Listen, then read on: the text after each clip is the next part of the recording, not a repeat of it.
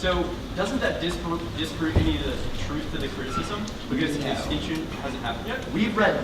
Well, first of all, we used the example of the Canadian Rangers, which broke with traditional notions of sovereignty and said that we should instead allow for collective democratic politics in the Arctic, which proves that our alternative exists there in some form. You say the Arctic is a complex space that we don't understand yet. So how do we increase our understanding of the Arctic if your alternative actively precludes engaging in the area? It doesn't preclude engaging in the area. This is What the would be mistake different? Hold on one second. This is the mistake that you made in the 2AC. You answered it as if we just abandoned all plans in the Arctic. That is not true. There's a human security relationship. Sure, I understand that. My question is what example can you give everyone as to the type of engagement that the alternative would necessitate? So you're not giving any examples in your speech. Right. So the Canadian Rangers recognize development of their kind of big mega projects in the region as a harm to kind of indigenous populations within the region. That's one form of localized I violence. understand you're saying that, but just saying indigenous knowledge is good, what does that mean? It's not about indigenous knowledge. It's creating a space for democratic politics away from the USFG, away from the state, where we can formulate a new conceptualization of the Arctic instead of a great race for resources. How is this space away from the state? What do you mean? Why is this space a good starting point? Away from the state? Our whole critique is a reason why viewing the Arctic as a national security challenge, i.e. one state versus another state, US versus Russia, is bad. Okay. You say that the reason that Cold War escalation happened is because Russia had access to tons of materials. We say that that's happening now. What would the alternative do to reduce the materials that Russia had? No, it said we overhyped their material capabilities because we focused on rhetoric and their on-the-ground practices to justify ramping up our own material.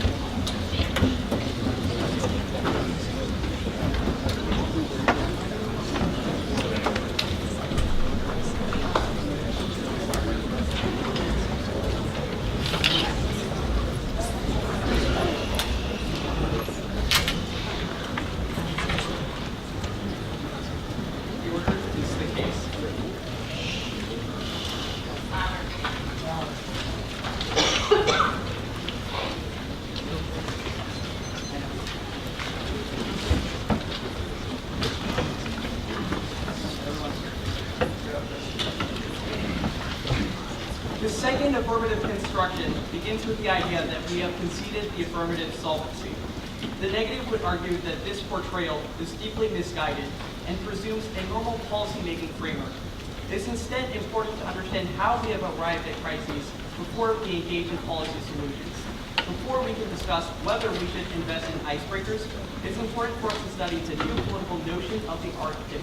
That is the only way for us to ever be able to arrive at a true solution. They say that Congress needs to fund icebreakers right now, otherwise there will be a nuclear war and everyone will die.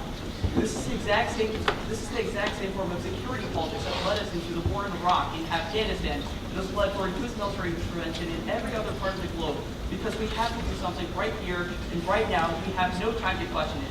This form of politics is profoundly depoliticizing, because it means that we never take a step back to consider whether what we are doing is actually a good idea or not, and just think that we have to do it and there is no other alternate choice. They say that we do not assume that there could be the possibility of miscalculation. However, this is a question largely of whether their impact scenarios are true. You, as educators, have an incentive to incentivize good research practices, and Fox News decidedly does not constitute that. They have chosen their evidence in a way to make it seem as though their description of the status quo is politically neutral, that they've cited the best evidence. And yet their selection of evidence and authors to support their argument is nothing more than a political ploy, similar to how people have justified military interventions in the past. For example, neo-realist assumptions about the argument do not rely on historical accuracy, but are highly theoretical. Their evidence has a profit incentive to exaggerate and scarce government resources to prevent rapid government reaction. This is Thomas Rees in 2012. Conflict sells paper. Industry devotes itself to writing about conflict. Portrayals are cartoonish. This is nonsense. U.S.-Russia shared research in the grounds. They are bent towards cooperation. Assumption of governments acting quickly, unilaterally, and secretly. That is false. Weight of evidence suggests arctic states are bureaucratic messes. Money is scarce. Chatter is in fact that Russia's talk has been in play for recent elections. This makes fast, unilateral, secret action unlikely. Success is dependent on position within hydrocarbon supply, search of rescue, making cross-border cooperation a necessity. The second affirmative construction then makes the argument that Russia is already militarizing the Arctic. But the negative would argue that this idea that Russia is militarizing the Arctic is not a neutral description of the status quo, but rather informed by our views of Russia.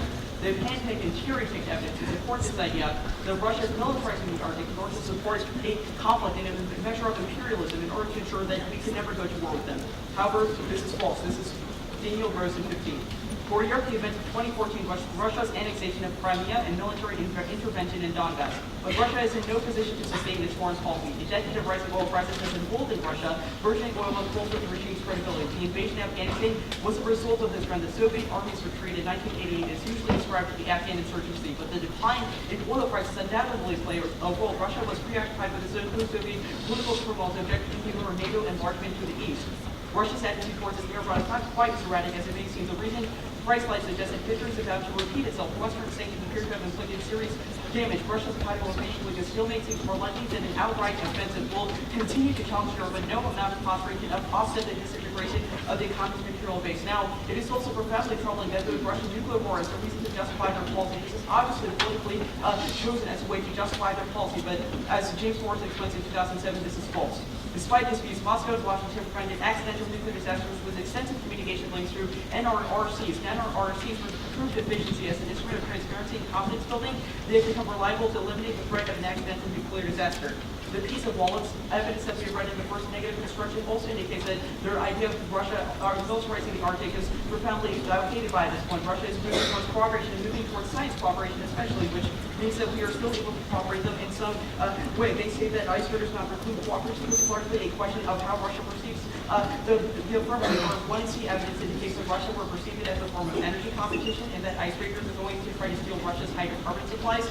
The second piece of evidence that we read indicates that icebreakers will be seen as a sign of the United States naval buildup, which is the reason why we access their miscalculation in this link form, because it is the reason why Russia would perceive the United States as wanting to go to war. Now, even science missions carrying this trust, that is Katarina-Jit in 2008. Military experts point to increasing military pressure from the United States in the high north. They argue its allies want to undermine Russia's position for being present. Russian forces are facing major threats across the border. They argue that the United States is already competing now. If that is true, that is the reason why their impacts are false, because there is no reason why nuclear war has not occurred yet, aside from this argument, which means that their impact is just politically constructed. They say that in arguments here are some exploratory statements from U.S. policymakers, which has no application to what we are discussing in this debate. They say that there will be zero false failure, that is largely a question of human security through negative evidence.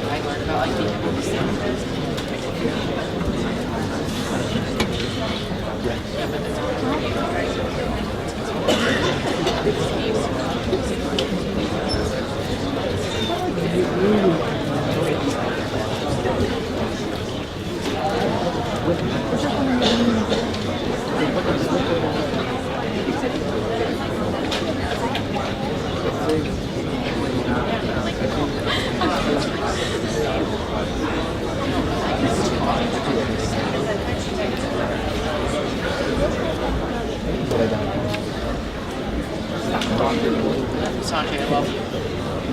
For 2 points,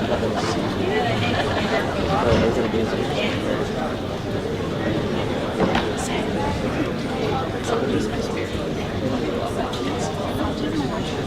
you can make that.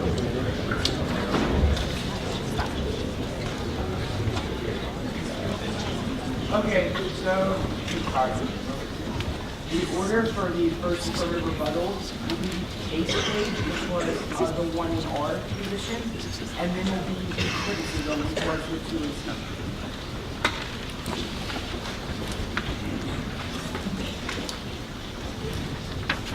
Is everyone ready? The one in R says we should question why America intervenes. The logical conclusion of the negative's position is that America should never intervene in the world. This obviously is problematic. What about certain instances where America needs to intervene, such as genocides around the world or instability that could spill over and cause nuclear conflict? We say that America needs to have the ability to use its military effectively.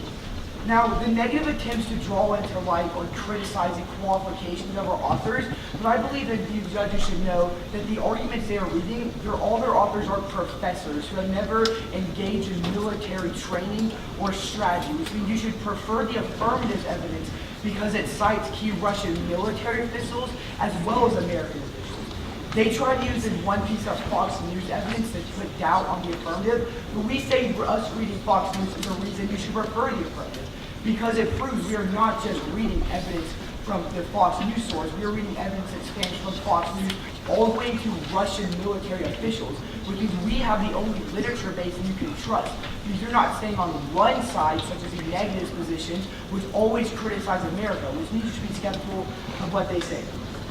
They say they read a piece of Morrison evidence that seems to shed doubt on our impact scenario, but Morrison, the author they're reading, is an editor of a newspaper. He has no qualifications for discussing conflict. Our Wallace and Staples evidence both have PhDs concerning the field and are citing key military statements and empirical documents that prove the trends in the status quo could cause miscalculation. Their evidence also doesn't assume submarines. Our evidence indicates that submarines are unique risk for explosions and miscalculations because the crashing causes a nuclear explosion